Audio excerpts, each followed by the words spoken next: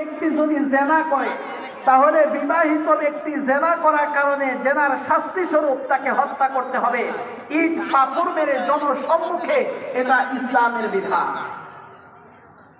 3 নম্বরে, কোন মুসলমান যদি মুরতাদ হয়ে যায়, ইসলাম ধর্ম ছেড়ে দিয়ে অন্য ধর্ম গ্রহণ করে কিংবা নাস্তিক হয়ে যায়, তাহলে তাকে হত্যা করতে হবে।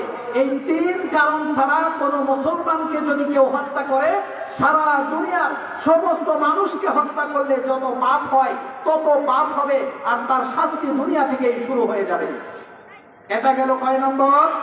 5 নম্বর। 10টি নির্দেশনা এমন আছে যে পাপগুলো করলে শাস্তি দুনিয়া থেকেই শুরু হয়ে যায়।